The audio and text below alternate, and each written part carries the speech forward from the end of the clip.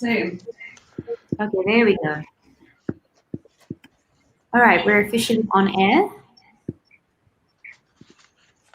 There's no participants yet, so we can still keep being rude. I think that's on, so they have to click kind of join the room. There are now. People are coming in now. Julia, shall we put off our mics and our cameras soon? Yes, I think that's a good idea. I think perhaps for the introductions, let's keep them on just so that people can put a name to the face. Cool. But it is now 4 o'clock and it is live, and I think we've got participants in the room. So I think maybe we should wait for a little while longer and then we can begin. Okay.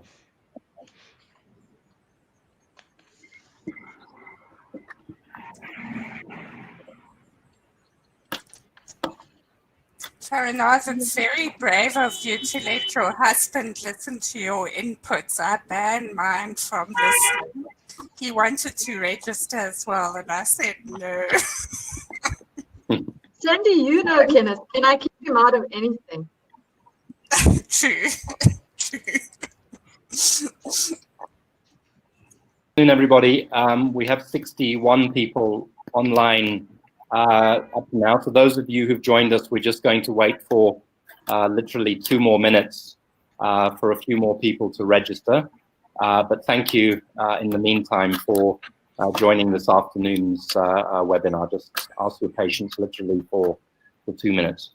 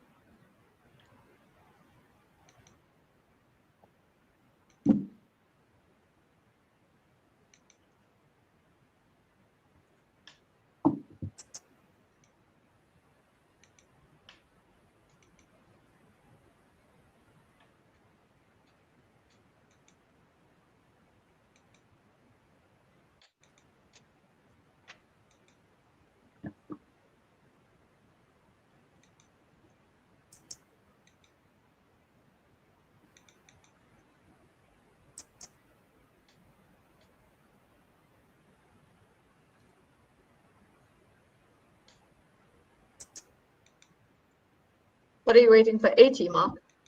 Okay, I'll go at 80. Okay.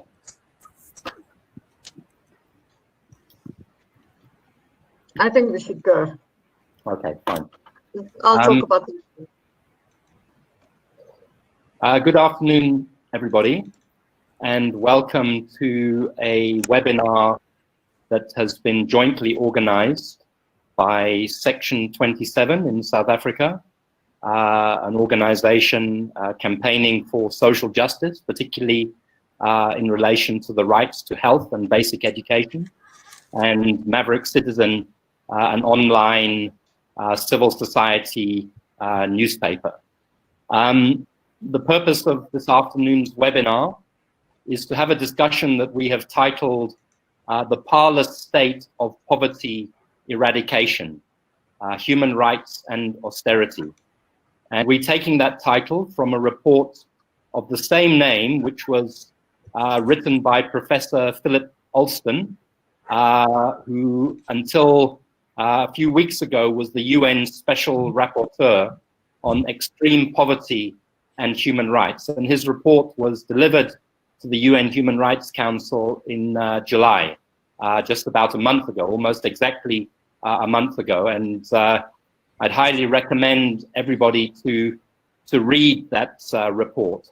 So for the purposes of this afternoon's discussion, we are very privileged to have Philip Alston himself to come and talk to the report, as well as 2 other guests I'll introduce in a second.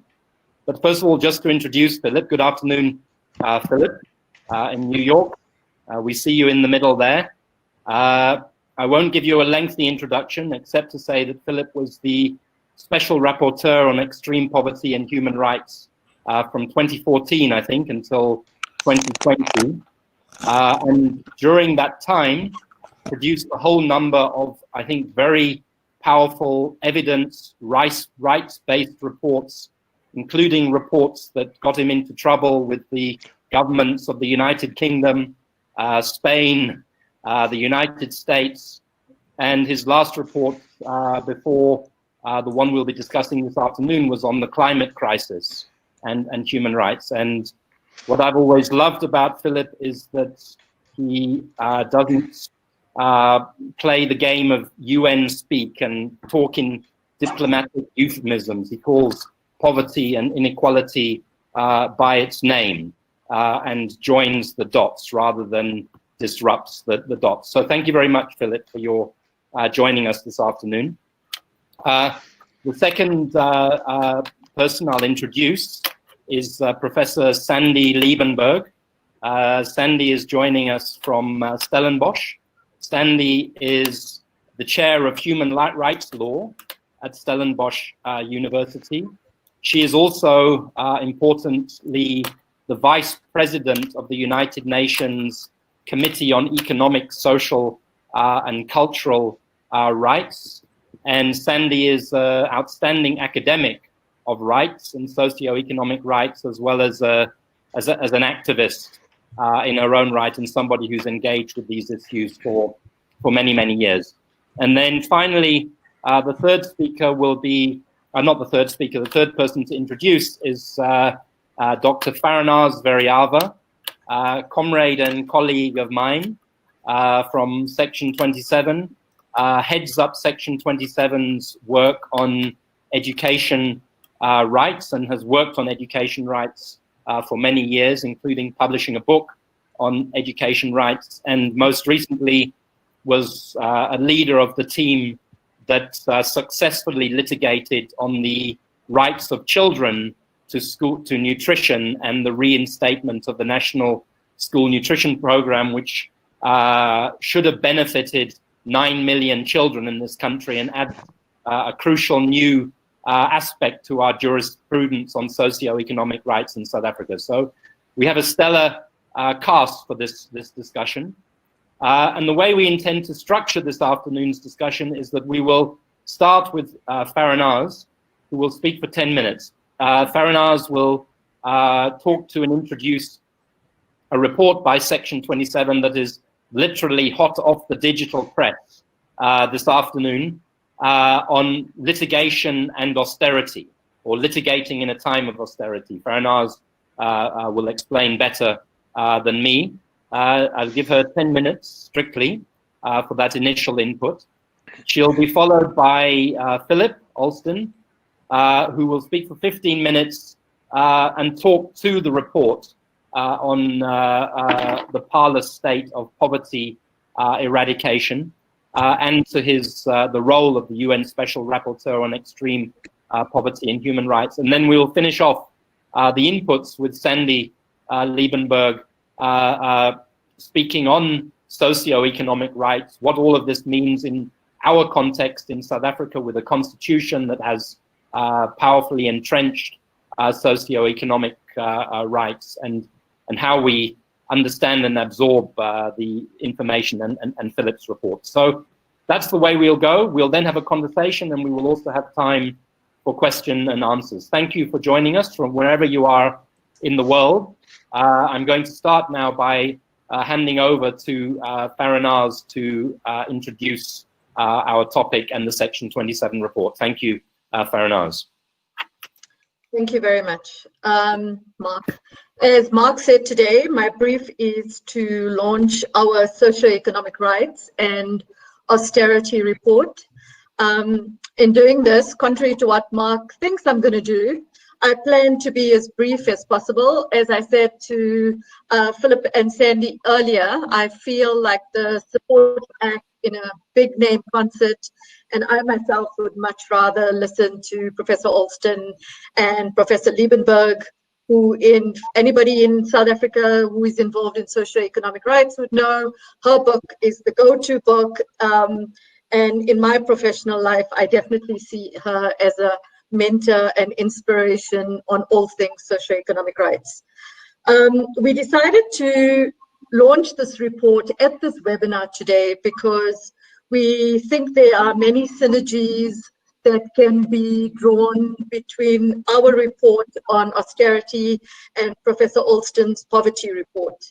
The report is accessible on our website, and I know that our brilliant comms team is distributing it on all our media platforms as well. So please have a look at it. Briefly, a special thanks to Mila Harding, Imbali Baduza, and Julia Cheskelson for compiling the report.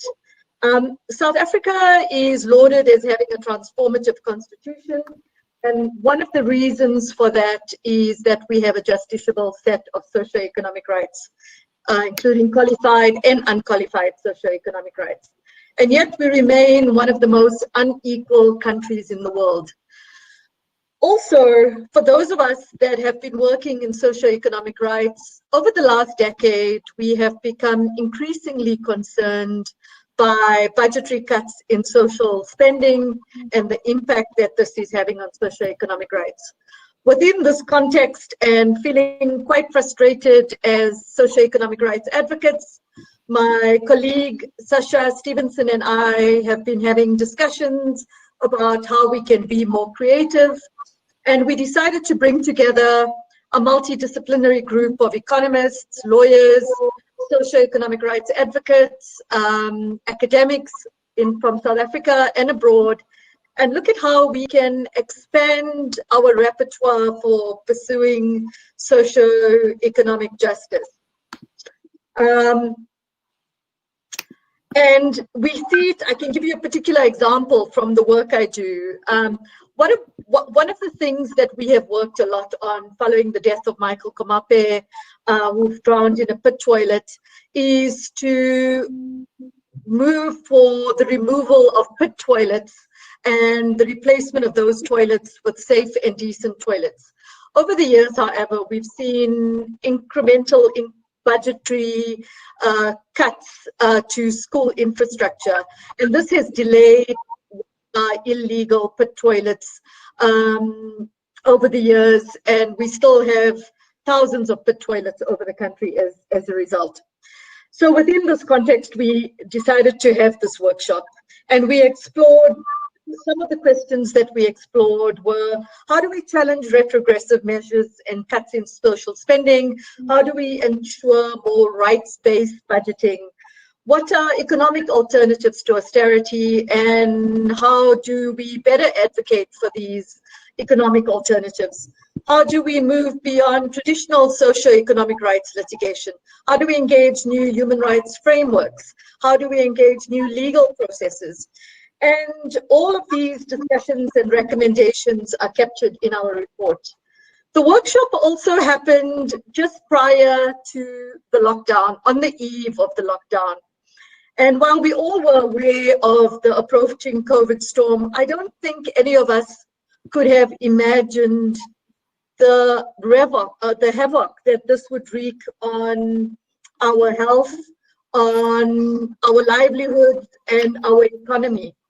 We have therefore expanded the ambit of the report to also comment on the impact of COVID-19 on socioeconomic delivery in South Africa. A decade of austerity as well as widespread corruption has impacted on South Africa's response to COVID-19, both in terms of the provision of health services, but also in providing a safety net for those who have lost jobs and livelihoods.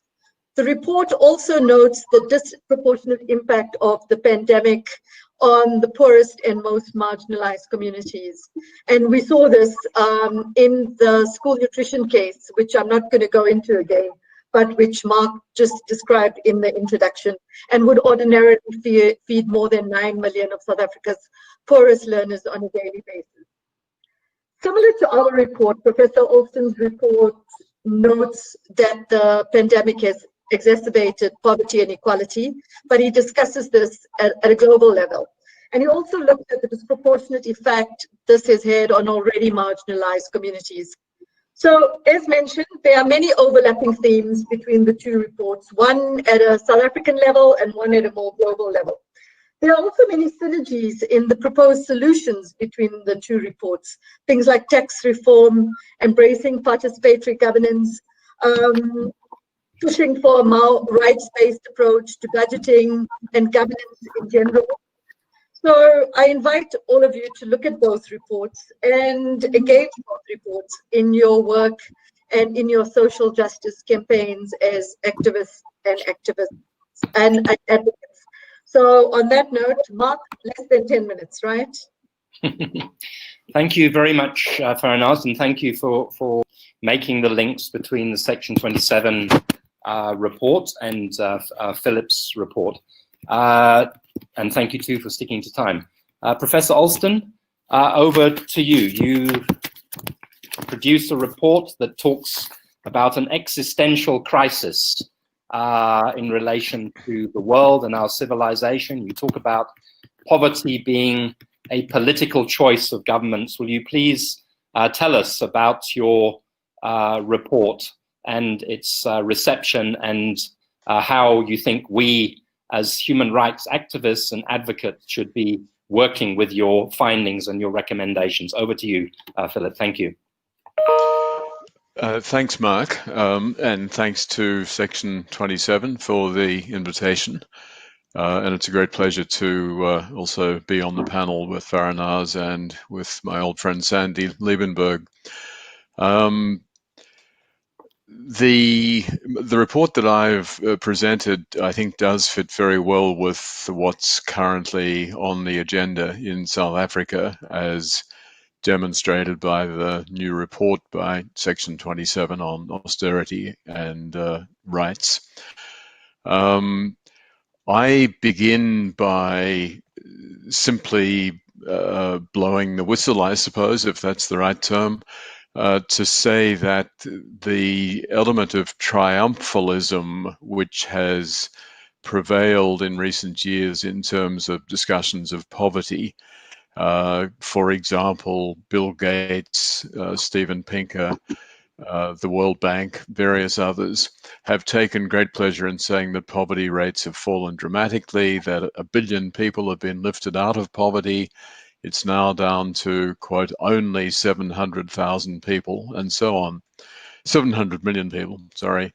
Now, of course, 700 million people would already be a disgrace and a disaster, but it's not treated that way because it's really dropped, according to those figures, from something like 36% maybe 30 years ago to 10% today.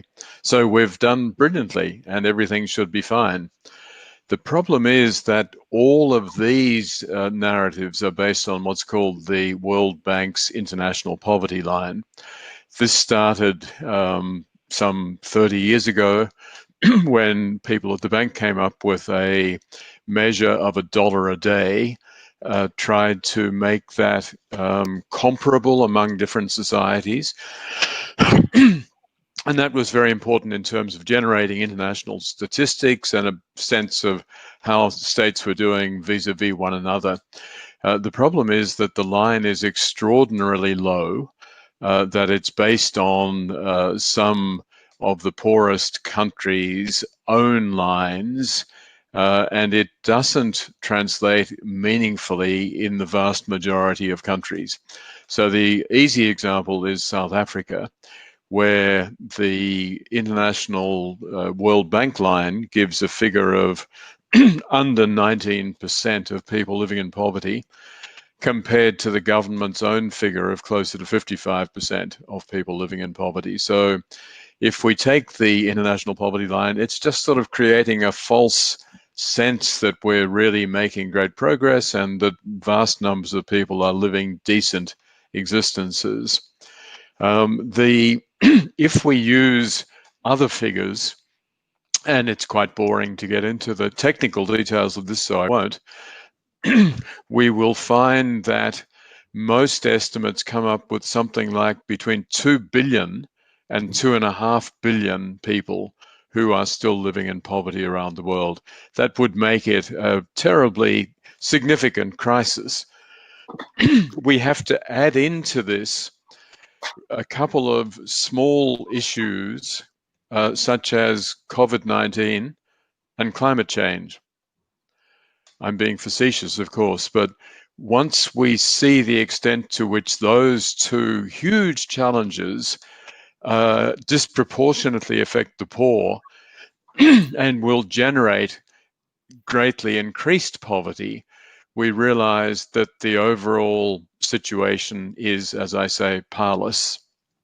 Now, my report then goes on to look at another set of issues, which is the role of the Sustainable Development Goals in this regard. The Sustainable Development Goals are the UN's answer, how we're going to resolve poverty. And the Sustainable Development Goals are very good at one level because almost every conceivable issue is in there.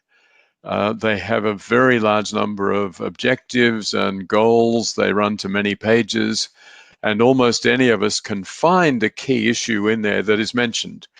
The problem is that what we're seeing is that the Sustainable Development Goals have not got the sort of traction that they should have, that they are not actually going to lead to anything like the objectives that are sought in many of the key areas.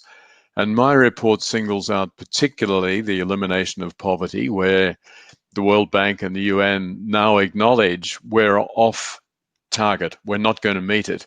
And that was before COVID-19 and before we've really started to factor in climate change as well.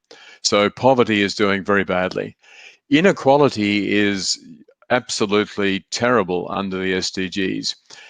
The actual target is a very qualified one, and the progress that's been made is derisory. So, in other words, the SDGs are not getting us anywhere in terms of reducing inequality, which, as you know in South Africa, but we know in so many other countries as well, is a really key challenge. Gender inequality, there are some great figures in the report which suggest that within 150 years there'll be economic equality between men and women if we keep going at the rate we are. In other words, this is really an issue that's on the back burner. It's not something that's being treated as an absolute priority consideration. And then there is the issue of climate change. Sorry to mention it again, but you mentioned it too, I think, Mark. This is really going to transform the lives of low-income people around the world dramatically. And if you look at the Sustainable Development Goals, yes, there's a mention of climate change, and yes, it comes up here and there. But the thing is, and this moves to the final part of my report, if we look at what the necessary changes are, the SDGs themselves are based on immensely high growth rates, focusing on traditional forms of growth, heavily dependent on fossil fuels. There hasn't been an integration of new thinking about Green New Deals, about really moving away from non-renewable sources of energy and so on. That hasn't been fully integrated into the SDGs across the board, and we're really operating with what is now a very old agenda, even though it was adopted only 5 years ago. I'll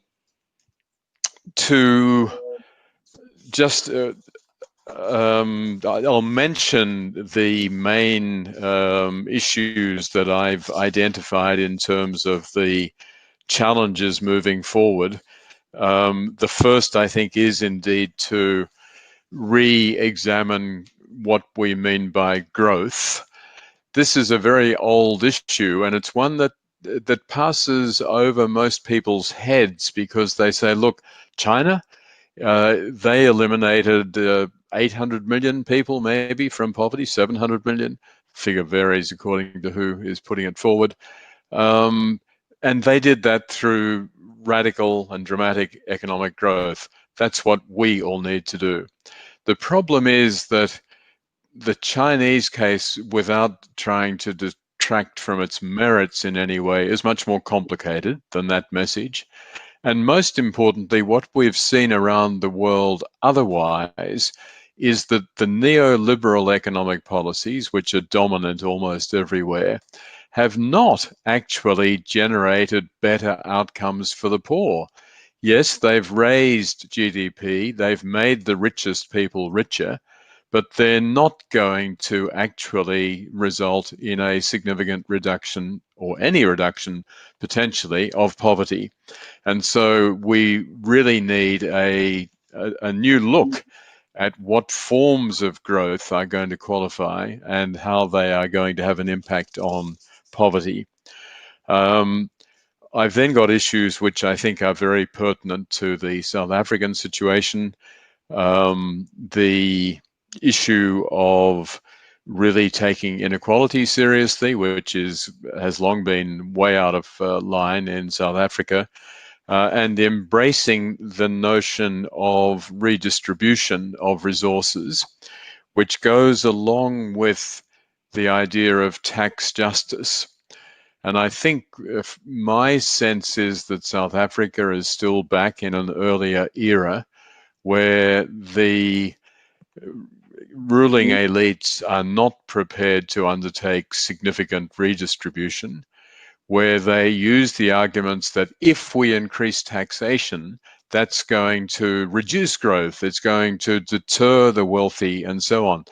These are arguments that many economists, not just Joseph Stiglitz and Paul Krugman and others, but even mainstream economists, even the IMF says that inequality is bad for growth. And so the challenge then is to arrive at economic policies that are really focused much more on achieving greater equality, and that means elements of redistribution. So if one then goes directly to austerity, and anyone who has followed my work will know that the report I did on the United Kingdom a couple of years ago examines in great detail the way in which austerity policies played out. Austerity policies were a complete disaster for low-income people, and in many ways it's clear that they also didn't contribute even to the economic revival of the United Kingdom. And the irony, of course, is that after 10 years of terrible austerity, inflicting real misery upon many millions of people in the United Kingdom, the UK government has simply abandoned this and said, well, we're no longer going to be pursuing austerity. I think it's very clear that one needs a much more nuanced set of economic policies than simply saying we're going to cut back on everything. In reality, governments never cut back on everything. What they do is cut back on the most vulnerable who have the least political power. With just a couple of minutes left, I would, I think, make just a couple of comments, if I may, about the report that Section 27 has released, which I think is terrific. I agree very much that while litigation is important, and South Africa has clearly shown the way in that regard, it's not, at the end of the day, the key. The brilliant experience of Mark and his colleagues with the Treatment Action Campaign point to the need for real community action as a prelude to successful litigation. The big challenge that I see for human rights groups now is how to translate the clear concerns that we have in terms of the impact of austerity into a campaign that's going to resonate with the public. And one of the biggest problems we have is the tendency to think that if we can persuade lawyers, if we can persuade one another, if we can use international law, terminology and so on, that's suddenly going to transform things. Now, even though I've spent the last 40 years perhaps of my life working on those issues, they are not going to be transformative. They are not going to get to the average person and say, you are being screwed. Government policies need to change. We need to focus on unpleasant things like economic policy, like fiscal policies, and we need to mobilize around them because this is what you're doing to them. Yes, they have a human rights dimension. Yes, if implemented, they will radically diminish your sense of an adequate standard of living. But we really need to mobilize publicly and present alternatives. It's not just a question of constant challenges. You shouldn't do this, you shouldn't do that.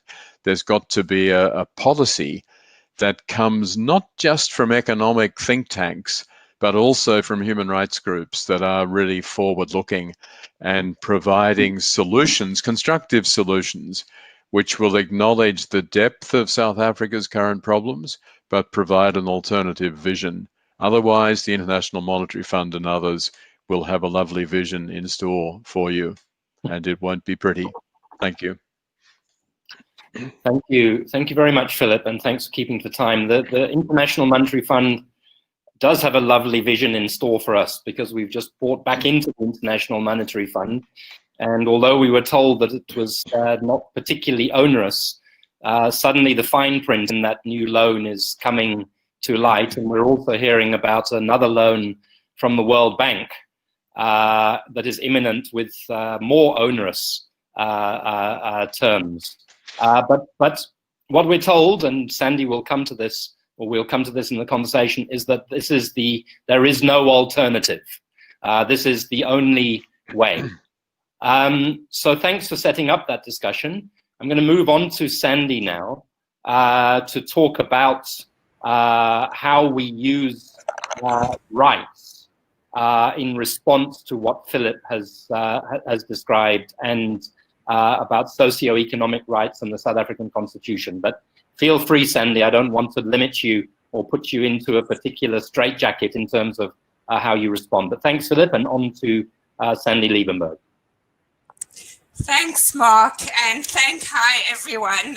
It's great to be part of this discussion and wonderful to share a panel with Faranaaz, who I have had a long history with and admire greatly, as well as Philip, who, as Mark said, has made such an enormous contribution to viewing issues of poverty through the lens of human rights, and particularly an empowering and transformative vision of human rights. So in the 10 minutes allocated to me, I'm going to speak to just 4 aspects of Philip's report, which I'll try to relate to current debates in the South African context. So the 4 issues that I'm going to pick up on are poverty measurements, and the issue that Philip touched on of inequality and tax justice. Thirdly, the issue that Faranaaz's, the Section 27 report and Philip's report speaks to, austerity measures. And then lastly, just say a few words about a transformed economy.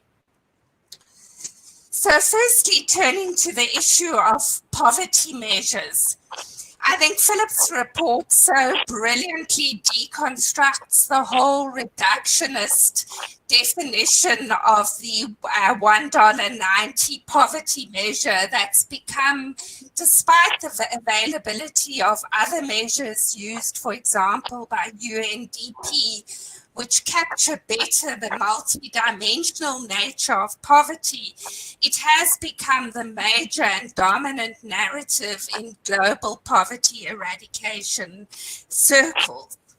Now, as you will know, in South Africa, we use 3 poverty lines. Basically, a minimalist food poverty line, which is the amount that the average person would need to spend on 2,100 calories per day. And in 2019 figures, this amount is 561 rands per day. We then have a lower bound poverty level, which is the food bound poverty level, with some non-food expenditure such as clothing, transport and housing, and that is currently 810 Rand. And the upper bound poverty level, which is more expansive, is 1,227 Rand per person per month. Sorry, I think I said per day. So as Philip notes that applying all three of these poverty lines, we end up with poverty figures far different and much in excess of the $1.90 per day threshold. And this threshold also doesn't capture many of the nuances of the gender division of poverty, the racial division of poverty, disability, and many other aspects that are so critical to understanding poverty as a complex intersectional phenomenon. Now, there are many interesting initiatives going ahead, both the Human Sciences Research Council, but also the Studies in Poverty and Inequality Institute have, for example, been developing a decent standard of living project index, which is rooted in human rights standards such as the right to human dignity and the right to an adequate standard of living in Article 11 of the International Covenant on Economic, Social and Cultural Rights. And these produce much more refined and participatory understandings of poverty, which also allow for the voices and participation of those who are actually being measured, which picks up on another aspect of Philip's report, the importance of participatory justice in poverty eradication. So I think the challenge for us in South Africa is really to build on these efforts and to develop a composite index of poverty, which, as the UN Committee on Economic, Social and Cultural Rights has also said, can serve not only as a measuring tool for measuring efforts to eradicate poverty, but it can also serve as a benchmark for assessing social programs such as social grants and the extent to which they actually respond to real poverty needs. The second point that I want to focus on is the one touched on by Philip about inequality and tax justice. Now, I don't need to tell this audience that South Africa has one of the highest levels of income inequality in the world. With the Palmer Index, I'll use that one for now because that's, I think, the more credible index in this country of 7:1, which is a ratio of the income enjoyed by the richest 10% of the population compared to the poorest 40% of the population. Apart from income, South Africa also has staggering levels of wealth or asset inequality. So a recent study by the Southern Centre of Inequality Studies at WITS found that the 10% of richest South Africans owned 86% of wealth, whereas the poorest 50% of the population were either in debt or had near zero savings. And this situation has, of course, been markedly aggravated by the coronavirus pandemic, where it has been basically the poor that have borne the brunt of the measures taken to combat the pandemic, and particular sectors of the poor, for example, those Black people, women, workers in the informal economy. So tax justice has been identified as a major area to actually improve the redistributive effect of this income distribution model, and it's revitalized calls, for example, for a wealth tax, as well as various solidarity levies. And I think coming out of the Davis Tax Commission, there's been a range of proposals regarding how to improve the redistributive impact of our tax system. This is not only necessary for inequality and poverty alleviation, but I would argue fundamentally for the whole legitimacy of our constitutional system. The third issue I will touch on is of austerity measures, which both Philip and Faranaaz spoke to. Now, before the pandemic, this was already a concern which civil society was flagging. It was also highlighted in the UN Committee on Economic, Social and Cultural Rights review of South Africa's initial report under the International Covenant on Economic, Social and Cultural Rights, which is a binding treaty, legally binding on South Africa. However, it's become a major issue since the coronavirus pandemic, and a major contention has evolved around the supplementary budget tabled by the Minister of Finance on the 24th of June and its alignment with the 500 billion rand rescue package announced by President Ramaphosa on the 21st of April.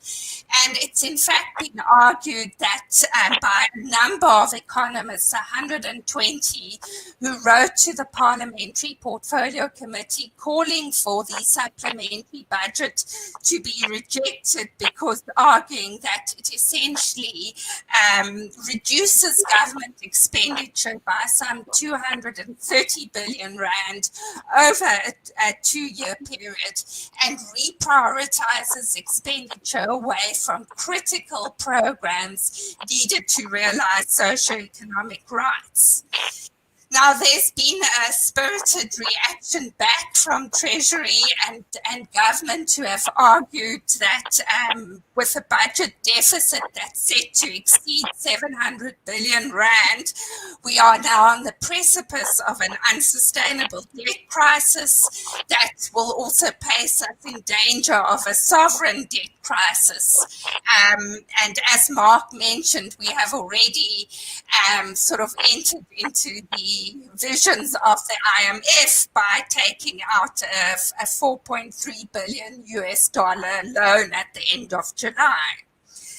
The point I want to just briefly make is that there are certain international law and constitutional obligations that pertain to cutbacks on programs affecting socioeconomic rights. The concept of retrogressive measures, which has been accepted both internationally and by South African courts, which essentially says that if you engage in a measure which cuts back on the enjoyment of fundamental rights, that there are certain criteria you must satisfy in order to justify those cutbacks.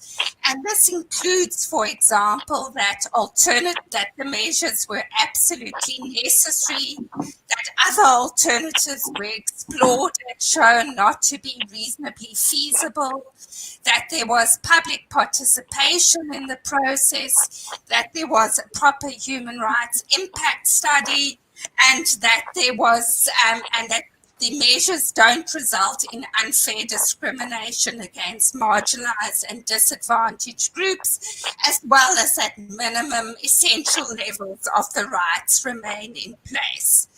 So I think this is a major issue for us going forward in terms of asking, have these criteria be fulfilled in adopting measures that cut back on expenditure on social programs, and how can we inject greater voice and public participation into budgetary processes and the making of fiscal decisions. In the last few minutes remaining to me, I just want to focus on the point that Philip made in his report, that the COVID pandemic is really an invitation to us all to transform and reimagine our responses to poverty eradication away from simply growth-led models and the neoliberal prescriptions. I would recommend to you in this regard the statement which our UN committee has adopted, which contains 15 points of recommendations, including on economic responses to the COVID pandemic and the need for long-term investments in public health systems, comprehensive social protection, etc. However, I also think a number of civil society organizations have been doing such imaginative and valuable work in this context on looking at exactly the solutions that Philip mentioned of how to generate a fairer distribution of resources, how to develop an economy which respects planetary boundaries and also uses natural resources in a sustainable way for the benefit of both current and future generations.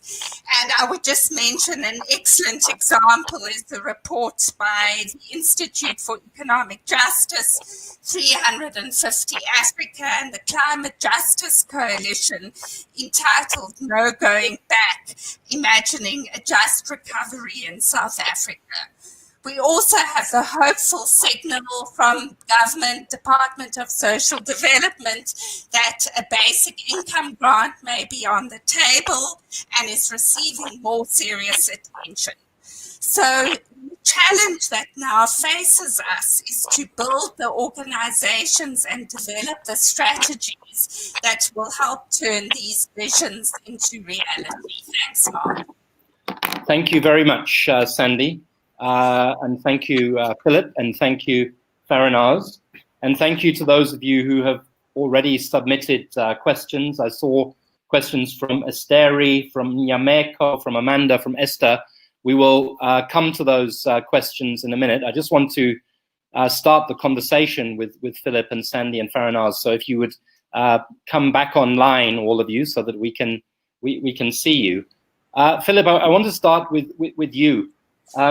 You know, at the bottom of your the first page of your report, you say the present report was submitted after the deadline in order to reflect the most recent developments, and I presume that what that means is COVID-19 came along and enormously exacerbated all of the things that you were saying about poverty and inequality, and deepened the crisis that we're facing. And you have a whole section in your report talking about COVID-19, a pandemic of poverty. There isn't time to quote from it, but there's some very strong statements in there. But I want to ask you this question, Philip. Because of this crisis, as Sandy mentioned in particular, there's been a sudden kind of new impulse and much more evidence of progressive thinking in economics. As you said, even the mainstream economists are anti-austerity. Even the IMF, by the way, it says that it's anti-austerity. And there's some really viable progressive economic ideas that are out there. But one of the things that I noticed, and I mention this to you because your job was Special Rapporteur on extreme poverty and human rights, is that there seems to be very little conversation between economists and human rights people. The economic models never see human rights as leverage that would advance progressive economics. There's a wonderful book called Donut Economics, you probably know, by Kate Raworth. She barely mentions human rights. So Philip, where does human rights fit into this? Do you as a special rapporteur on human rights think that the human rights game is over? How do we use it to get out of this deep mess that we are, that poor people, that most of the world's population is in? Well, it's a big question, Mark, or a number of questions. I think that, I mean, this is a time of immense challenge and thus potential change. I think unavoidable change, actually. I think the fallout from COVID-19 is going to be much greater than most of us currently recognize. We're subjected, at least in the North, to all of these relatively optimistic scenarios that it won't be long before the vaccine's there and we can all get back and Wall Street is booming, never been healthier and all that sort of stuff. But I think we're going to see a pretty significant longer term economic hit coming out of COVID. Climate change is certainly going to kick back in. The extreme weather season is now beginning again in the United States. A few more tragic hurricanes, a few more major wildfires will again focus the mind. I think that combined with the impact also on the middle class, which is an important element. I think neoliberal economics basically writes off lower income people as losers and people about whom little can be done. They just have to help themselves. But it can't afford to do that to the middle classes, and COVID-19 is certainly having a huge impact there. So governments are going to be increasingly pressured to actually take more comprehensive change in their policies. The key question is where will human rights be in all of that?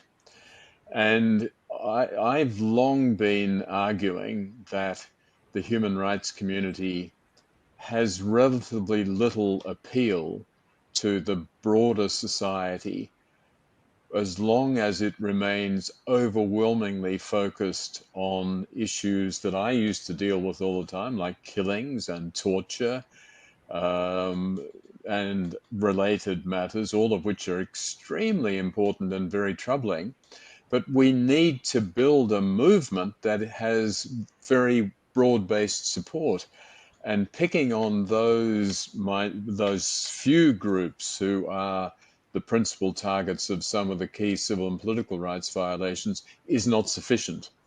And so the human rights movement really needs to move as a whole to embracing an integrated understanding of rights, to acknowledging that poverty undermines all of the basic civil and political rights.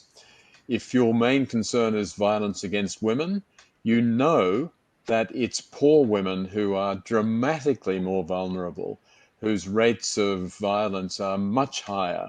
And you can't just be saying we need to eliminate violence. You've got to be saying we need to eliminate the poverty that is also part of this, that also prevents the women from having alternatives and from escaping and so on. So I think the human rights community needs to reevaluate its priorities, not to suddenly turn on a dime, as they say in the United States, and start doing everything differently, but how can they expand their horizons in order to appeal to this broader constituency? So, but you still think there's a credibility crisis in some ways, but if you can get over that credibility crisis, human rights still have power.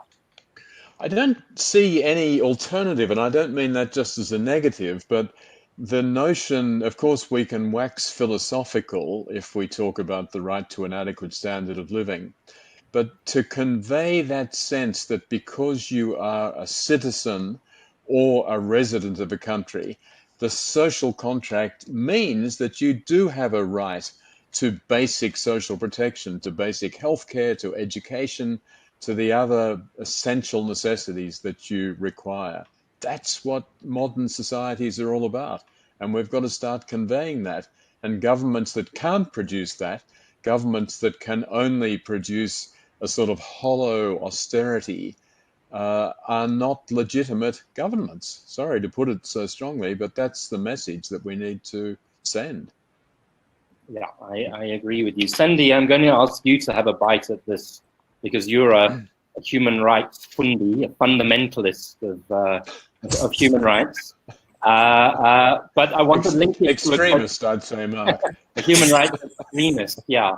But I want to link it to a question Mbali asked, or I want you to link your answer, because it's also something Philip deals with, and it's a report in which he has very, very strong things to say about the human rights movement, his climate crisis report. But Mbali says, do you think that the fight for climate justice should be rooted in a human rights-based approach? How do we get public trust on the subject, which is often seen as an elite issue? So in some ways, it dovetails with part of Philip's comments. So Sandy, what do you say about that? Is human rights irrelevant to climate crisis? So thanks, Mark, and thanks, Philip. Yeah, I mean, I should have prefaced my earlier remarks just to be clear. I'm not speaking on behalf of the committee, but in an academic capacity. But I'll belatedly sort of add that disclaimer on there. But you're going to get in trouble. But just to, I think, yeah, these are such big questions. I mean, and I have been, to be honest, worried about the power of the human rights movement. And, you know, I think particularly within the UN system, I think the whole human rights project is potentially under a lot of pressure. I think a lot of the SDGs, for example, are enjoying, you know, enormous sort of credibility and effort and resources of governments, despite, as Philip pointed out, you know, not really being tied to meaningful accountability mechanisms. So I think the questions of the human rights movement are really important. And I think, you know, particularly for myself, I've really had to learn from Philip and Faranaaz and others that, you know, lawyers need to move beyond black letter law to connect with discourses like economics, with climate change, and so forth. Now, specifically on the point that Mbali was asking about climate justice, I think the human rights agenda is highly relevant and important to this fight. I mean, you have the UN Special Rapporteur on the right to environment, you have the Council moving towards the recognition of a right to a healthy environment.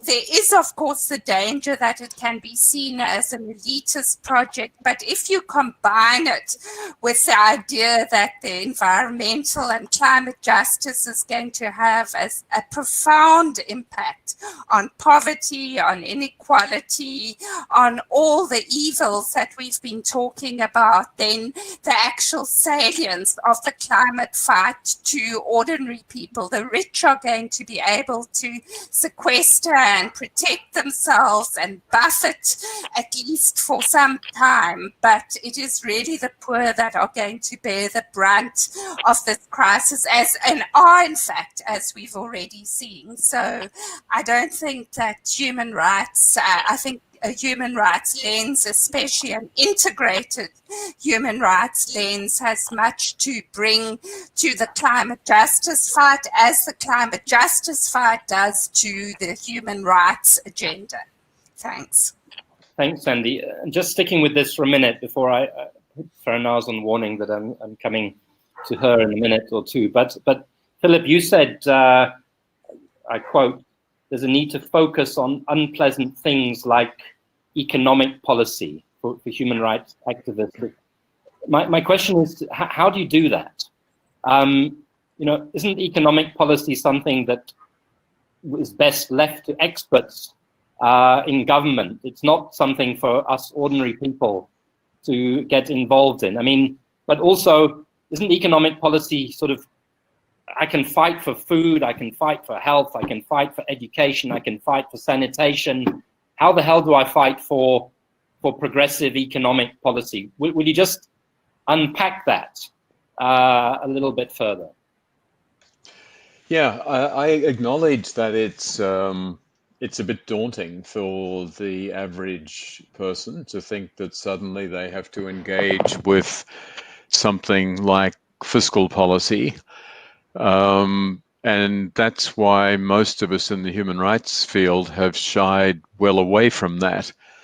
The problem is, I mean, there's extensive sociological writing going back hundreds of years now, arguing that if you want to know the real values of a society, look at its tax policy, because that decides who's going to be rewarded, who's going to be encouraged, who's going to be facilitated, and it also decides who's not going to be, whose rights are not going to be upheld. And so it's sort of perverse for human rights people to say, I'm going to spend all my time working on this particular violation, whatever it is, and I'm going to end up litigating and I'm going to criticize the government.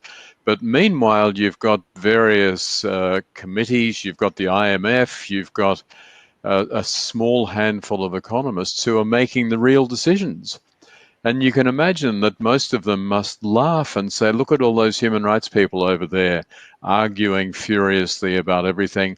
But one line of this budget is actually going to determine, you know, to go back to violence against women. I don't know why I'm picking that out, no particular reason. But if that requires funding in a great many situations, and a budget can simply eliminate funding, not by actually saying anything, but eliminating tax deductions which might apply, by changing the non-profit status of groups that are working on that, some other way which doesn't automatically come onto the radar screen of human rights activists who are looking at actual laws which criminalize or punish or whatever.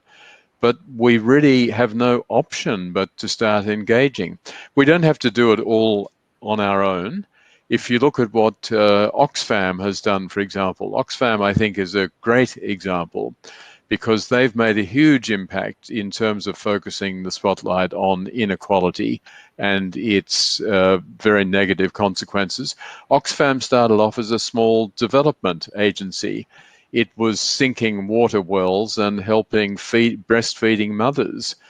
It decided that, in fact, that wasn't going to do it. It wasn't going to change the world in the way needed. And so they moved, not entirely, but significantly, to start looking at the big economic policy issues.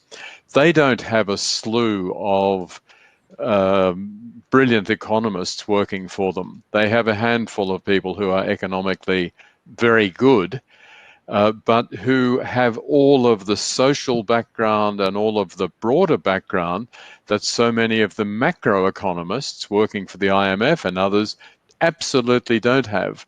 And so the impact that they've been able to have is enormous. So I think that if human rights groups are able to devote even a small percentage of their resources to getting one person on staff who is economically literate, who's going to be able to generate some new reflections, it will make a very big difference. Human Rights Watch recently hired someone to look at issues of inequality, an issue that for decades they had fled from at high speed. And already they're starting to make significant contributions and statements on important issues. Thanks very much, Philip. And I mean, I'm glad that in South Africa we have seen a shift in that way. We've got a budget justice coalition which is increasingly effective and was very good at putting the spotlight on the recent budget. Stanley mentioned the Institute for Economic Justice. There's been a thing called the Economists Initiative of Progressive Economists. So I think we're moving in that direction. We're probably not moving fast enough or firmly enough or hard enough or loud enough because, as you say, so much hangs on it.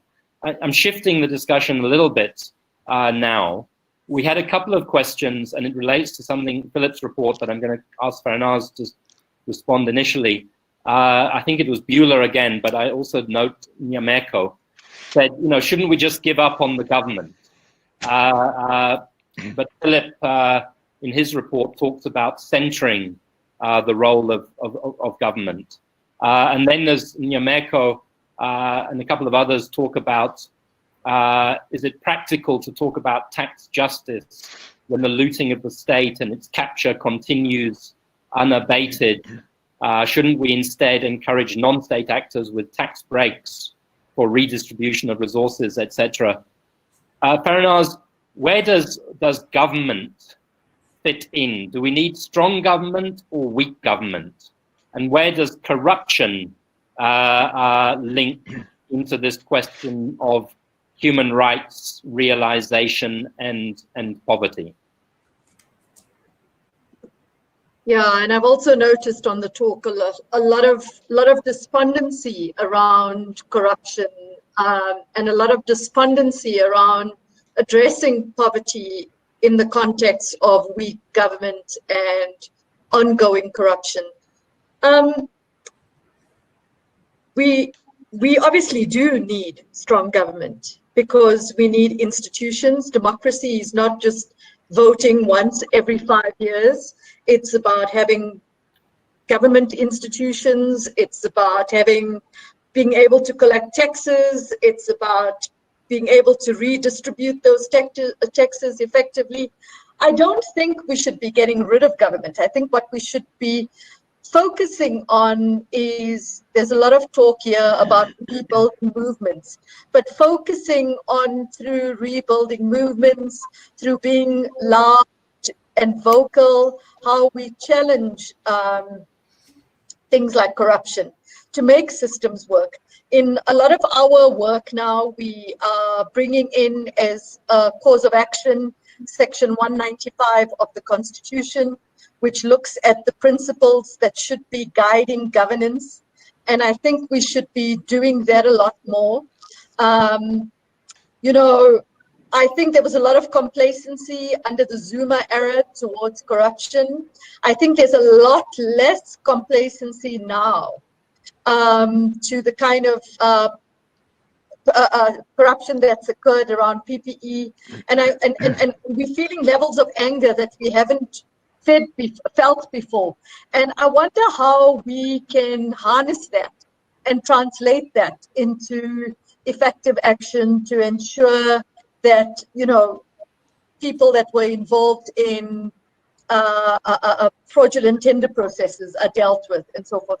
But I do think we need a strong government because we need these institutions to make society function properly. Thanks, Faranaaz.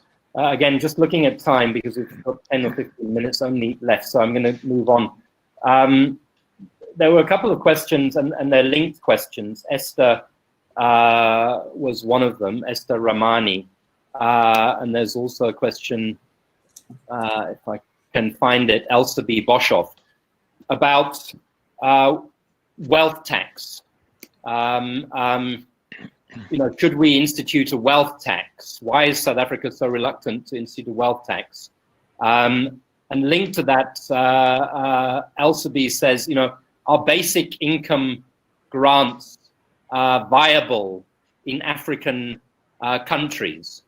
Philip, will you answer whether you think they're viable in poor countries, to talk about universal basic income grants? And Sandy, will you talk about whether you think a wealth tax would be unconstitutional in South Africa, and why it is you think that we are doing everything except from taxing the rich in our response to COVID-19? Philip. Just very briefly, Mark, to go back to the earlier set of questions and Faranaaz's comments. I do think it's extremely important for those of us in the human rights movement not to despair of government. It's clear that there has been huge corruption in South Africa, and it would follow quite logically to say, well, that's it, I'm done with government, we need to privatize all of this stuff. But privatization can simply be another form of corruption. The ways in which things, the terms on which things are privatized, the way in which the private companies act. So it's not a magic bullet to say, let's privatize it all. There's no real alternative to trying to clean up government and make sure that it is able to do things effectively. You asked the question about, yes, basic income. I think that the irony is that basic income schemes, which would give a certain minimum amount of money to everyone in a society, are actually more viable in developing countries than they are in developed countries. In developed countries, you already have such a large infrastructure of health and social protection of various forms that you can't realistically replace that with a single basic income payment. But in a country like South Africa, where so many of the basic services are so inadequate, or at least the entitlements that people have are so inadequate, setting up a basic income is much more viable. And even the IMF and others have concluded that in a country like India, for example, it would be feasible and might actually make an improvement, even though it wouldn't work in a developed country. Philip, before I go to Sandy on wealth tax, do you think there should be a right to money? A what? A right to money. I mean, I think cash transfers, if that's how that translates, are very important. One of the big things in a lot of welfare reforms is to try to deprive people of real money. So in places like Australia, for example, they are giving government assistance which can only be spent on certain items and only in certain stores. And that is really very problematic for low-income people who need to be able to use cash for a whole range of reasons. So I think there is a right to cash to enable you to make your own choices of what your real needs are. Thank you for that. Sandy, wealth tax, we've avoided it in South Africa for 26 years. Is it unlawful? Is it a deprivation of property? Why do you think we're not doing a wealth tax? I can't see how it would be a deprivation of property, and even if it was, the test is whether that it shouldn't be arbitrary. You can regulate property, and it, provided it meets the criteria of non-arbitrariness, it would be a rational and justifiable policy, and it is so connected to the realization of many other critical rights in the Constitution.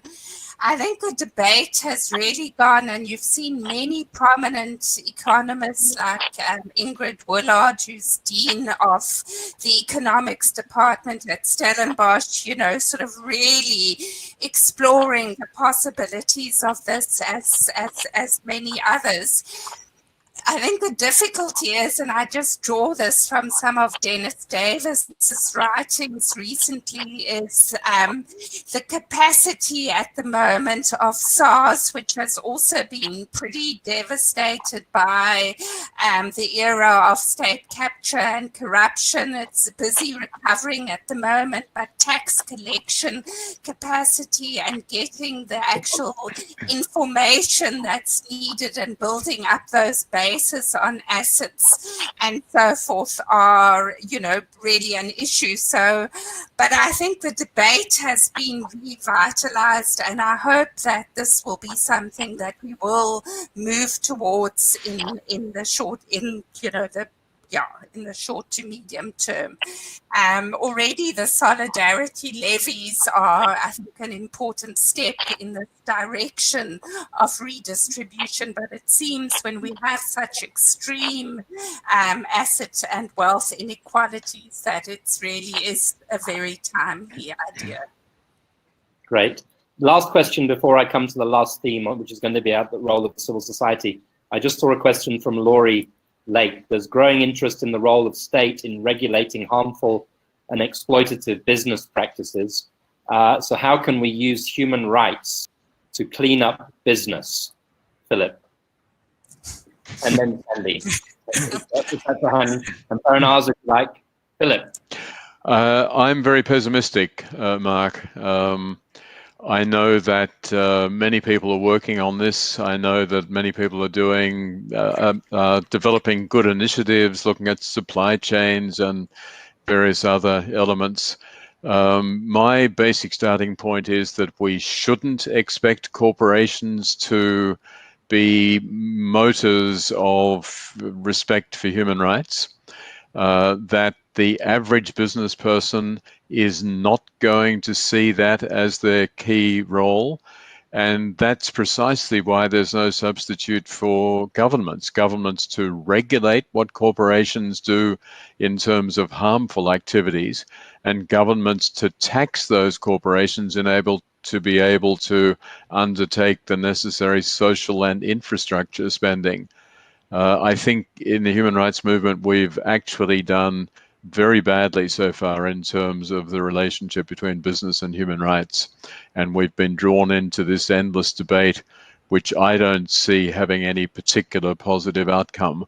We need to get back to governmental regulation and focusing on that.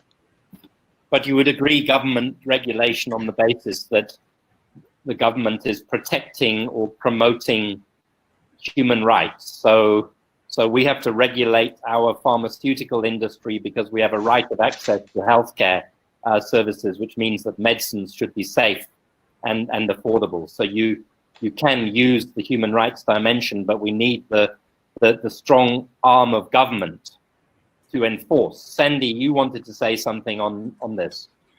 Yeah, I'm perhaps somewhat less pessimistic than Philip on this particular point. I do think that there has been a move away from the non-binding, ruggy sort of principles to more hard standards. And, you know, the South African Constitution, of course, creates both that regulative responsibility, but also direct horizontal application. And our courts have held, for example, that private actors, you know, can't negatively deprive people of their rights without justification. But we've also seen a move in recent cases like the Daniels v. Scribante case, dealing with the obligations of farmers towards their farm workers' housing, where the Constitutional Court has suggested that they might also have positive duties, and in fact do have positive duties to ensure,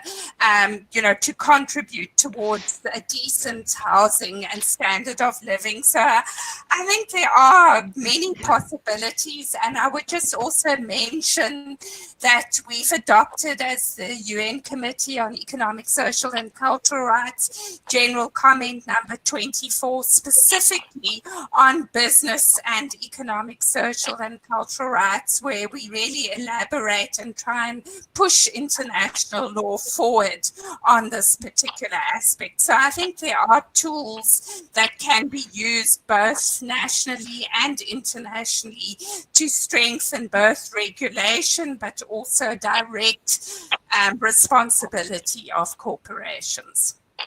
Thank you, Sandy. Faranaaz, do you have anything on this before I move on?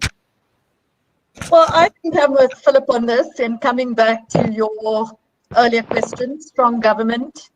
We only have to look at what's happening in the tech industry and the kind of role they've played there, you know, places like Facebook and all of that in undermining democracy, because they're driven by different values and different purposes. And the only way of ensuring that they will be doing the right thing would be through regulation, whether it's access to medicines, whether it's education. We see in the private sector, we've had to recently, education has been regulated at an international level through the development of the Abidjan principles. And the reason for that has been because of the undermining of quality education through the springing up of these not-for-profit schools that are providing low-quality education for profit motive rather than education as a social good. Thanks, Faranaaz. So now I'm leading us towards a close. We've only got 10 minutes left. I want to finish just with a question about the role of civil society. Philip, in your report, you talk about the world being at an existential crossroads. And I think COVID-19, climate crisis, war, etc., we all know what you mean by that. And it's a crisis of power. I would also argue power of the poor versus the power of the rich and the elites. What do you think, Philip, then Sandy, then Faranaaz, is the role of civil society at this moment in addressing that existential crisis? Not only mitigating it, but turning it into an existential opportunity, if that is possible. Start with Philip, and this may well be your closing comments, so throw everything in. Okay. Of course, I think that civil society is absolutely central to all of this, but civil society also in the broader sense, not just of a handful of groups, but of private actors coming together to influence the whole political process and pushing their political values. If we look at some of the potential success stories, this might seem strange, and Faranaaz was right to present it negatively a minute ago, both climate change, where you've got the various movements in, whether it's Rebellion Extinction, whether it's Greta Thunberg and the youth groups and many others. If you go to the tech industry, which Faranaaz mentioned, I think the pushback has come to a significant extent from civil society. Of course, it has to ultimately go through government actors, but unless we get control of policy in the tech area, the era of surveillance capitalism is going to dominate everything. And I think we are starting to push back against that. I think in the social protection area, we need to do the same thing. There needs to be resistance to neoliberal economic policies. I know that making a statement like that sounds as though I'm coming from some sort of radical left position, but the sad reality is that neoliberalism is a set of policies which is not necessary to our modern day societies, but is enriching vastly a small handful of people at the expense of the rest. And that is really bad for societies. It's really bad for political control and democracy. And it's only by people pushing back, it's only by civil society resisting and exposing those policies. I don't think we're doing nearly good enough a job. I think we have to be much more concerted. We have to engage, as I said, with the economics of it all. But in the absence of a strong and empowered civil society, there's very little hope to resist those forces. Thank you, Philip. Sandy. Yeah, I mean, I agree with Philip, but I think, we had, if you think of the era that we've had this sort of neoliberal era coming in from the mid-70s, and we had, previously the sort of idea of strong welfare states, in which their key constituency was trade unions that were actually helping to protect those gains, and we're in a much more, apart from public sector workers, the world of work has become much more dispersed, outsourced, casualized, and so forth. And civil society is much more than a few NGOs, so one needs to really think like, how do we build those social movements that connect to what Nyameka was saying about the township dwellers, the actual informal sector workers at the brunt of this pandemic. And I think that's really where, the efforts really need to go, to build those coalitions and movements to actually confront this. I think we really are heading for a situation of an oligarchy of extreme, just a few people with the wealth, just tremendous wealth, and the majority sort of locked out of that. And coalition building, across the middle class as well, to actually be able to confront what we're facing at present. Thank you, Sandy. Faranaaz? Sandy, I keep on imagining these dystopian sci-fi movies as we talk about all of this. Ursula Le Guin couldn't have come up with a different scenario. I mean, what I think civil society should be doing is exactly what we as civil society have been trying and how we got here today, which is those of us feeling frustrated by having this constitution and not knowing how to transcend the state of inequality we're in. And it's about looking at Philip's report, the austerity report, looking at these kinds of reports as roadmaps for our advocacy and for our campaigns, and how can we take this forward, and listening and also moving beyond our traditional repertoires, like we've said. And our traditional repertoires in a South African context is following the TAC model of litigation and doing all of that. But today, and there is a strong message from Philip, from the reports, about how we get more involved in budgetary processes from the very beginning. So in the same way, we take social struggles and turn them into the language of rights. How do we now get involved in economic literacy? How do we educate ourselves and do all of those things? The other thing is,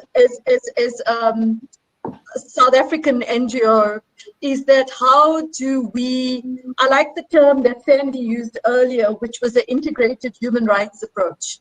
And I think we need to be thinking a lot more about this. So when we think about education, how is the climate crisis impacting on education? How can we mesh our education work with addressing climate change through curriculum development, through how we look at building schools going forward, and all of these kinds of issues.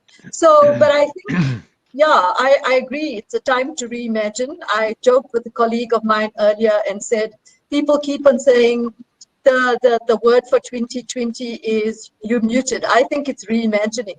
But reimagining is exactly what we have to do now. And I think there's a lot of potential for that as civil society. Thank you very much, Faranaaz. Well, let me just sum up. I might come back to Philip just very briefly, but the funny thing is that today is the centenary, the 100th anniversary of the Declaration of the Rights of Negro Peoples of the World, which was signed in Harlem in 1920 as a result of a mobilization by Marcus Garvey and others, and it began talking about rights. And we've talked a lot about rights this afternoon. Philip, one of the things that went through my mind, from our generation, in 1989, nobody hesitated to say, even though we were probably wrong, that socialism has failed as the states of the Soviet Union imploded and so on and so on. Shouldn't we be saying capitalism has failed in 2020 as we witness these levels of massive inequality, broken societies? I mean, your report and the figures that you use in the report are devastating when it comes to what it tells us about the state of our world and poverty and the numbers in poverty and where we are going. But we haven't talked about the economic system in this. But let me ask you to finish Philip, with 2 minutes. Your time is up as the UN Special Rapporteur on Human Rights and Extreme Poverty. You've delivered a very powerful report for advocates. What do you expect us to do with it? And where are you going now, Philip? What's the next stage in your human rights journey? I'd like you to just make these comments in parting, and then we will finish today's webinar. Thanks, Mark. Just a very brief reaction to your comment about capitalism. Capitalism is by self-definition doomed to fail a large number of people. That's precisely why the notion of democratic socialism or qualified capitalism or whatever has always been central. The welfare state didn't come out of some great altruistic move. It came out of efforts to try to make capitalism manageable and humane. And what we've done is to stick with capitalism big time, but to give up on the welfare state for it to be undermined as an out-of-date ideology. And that can only lead to disaster. So I think it's neither one nor the other. We don't want authoritarian socialism of the type that we saw in the Eastern European countries, but we also don't want unbridled capitalism, both of which are destined to fail dismally for the great majority of people. In terms of, well, where I'm going, I suppose out to pasture is one answer. I'm working on a project on privatization right now, because I think that is an absolutely key issue in the human rights area. We don't really know how to handle it meaningfully. And the more government functions that are outsourced or privatized, the less traction the whole human rights area has. And I think that's deeply problematic. So I'll be working on that for the next couple of years. But I've also got various other projects in mind, not to mention a new edition of a human rights casebook, which is now over 8 years overdue and needs to come out soon. Thank you, Philip. Thank you very much, Philip Alston. Thank you, Sandy Liebenberg. Thank you, Faranaaz Veriava. Thank you, Nsiki and Julia, and Section 27 behind the scenes for setting this up and promoting it and advertising it and make it work. Thank you to the 75 people who on the webinar jam stuck to the bitter end, and to about the same number on YouTube who watched and participated in the discussion. This has been, I hope, a valuable and rich discussion for all of us. It wasn't an academic discussion. It was a discussion about how we go from here and change the world at the time of very deep crisis for ever larger numbers of people in our society. So if I can ask the controllers to switch us off and switch us out, and good night to everybody, and thank you again. Thanks. Bye-bye.